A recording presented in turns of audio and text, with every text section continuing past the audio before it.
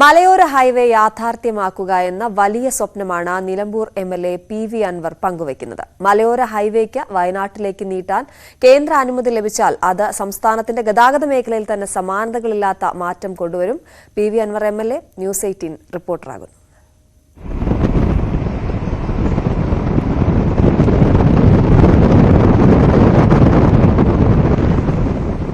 പൂക്കോട്ടുപാടം മുതൽ തമ്പുരാട്ടിക്കല്ല് വരെയാണ് നിലമ്പൂർ മണ്ഡലത്തിൽ മലയോര ഹൈവേ കടന്നുപോകുന്നത്. 12 മീറ്റർ വീതിയിലാണ് മലയോര ഹൈവേ. രണ്ടു ഭാഗത്തും 1.5 മീറ്റർ വീതം ഡ്രൈനേജും 9 മീറ്റർ വീതിയിൽ ടാറിങ്ങും യൂട്ടിലിറ്റി ഏരിയയും വരും. ഗതാഗത ദുരിതം അനുഭവിക്കുന്ന മലയോര നിവാസികൾക്ക് ഈ പാത നൽകുന്നത് വലിയ പ്രതീക്ഷകളാണ്, ആശ്വാസമാണ്. പ്രദേശവാസികൾക്ക് പറയാൻ ഏറെയുണ്ട്. ഞങ്ങളെ സംബന്ധിച്ചിടത്തോളം ഞങ്ങളുടെ ചിരകാല സ്വപ്നമായിരുന്നു ഈ വയനാട് മേപ്പാടി ഈ റോഡ് എന്ന് പറയുന്നത്.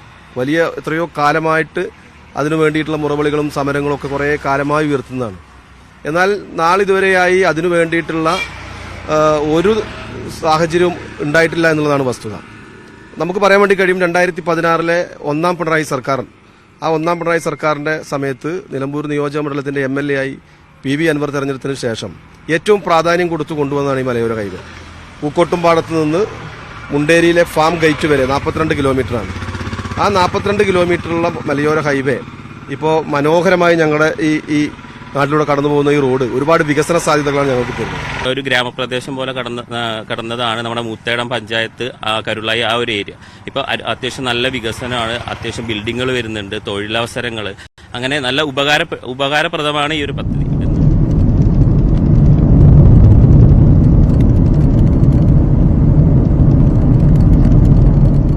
3 ഭാഗങ്ങളായിട്ടാണ് നിലമ്പൂർ മണ്ഡലത്തിൽ മലയോര ഹൈവേ നിർമ്മിക്കുന്നത്.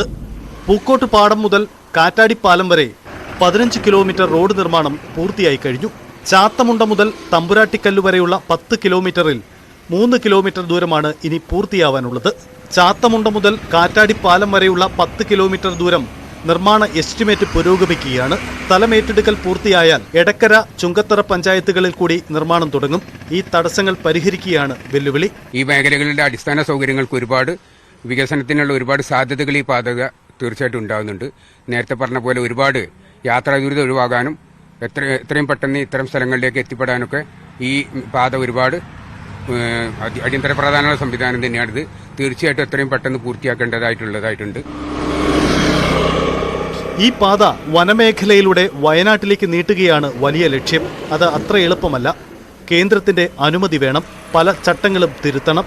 യാഥാർത്ഥ്യമായാൽ താമരശ്ശേരി ചുരത്തിനും നാടുകാണി ചുരത്തിനും പകരം ആശ്രയിക്കാവുന്ന ഒരു പുതിയ പാതയായി മാറും ഇത്.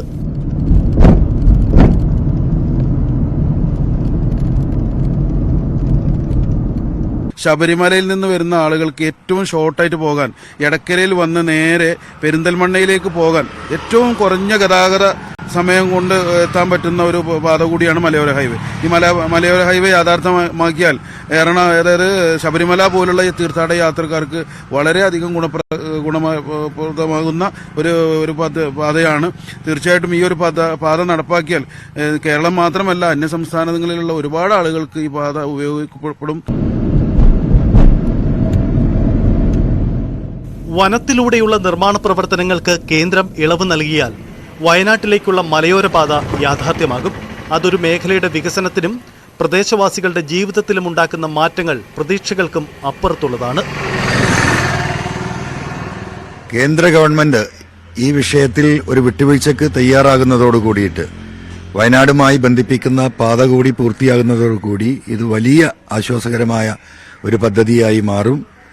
ന്യൂസ് 18 വേണ്ടിയിട്ട് PV അൻവർ MLA. സംസ്ഥാന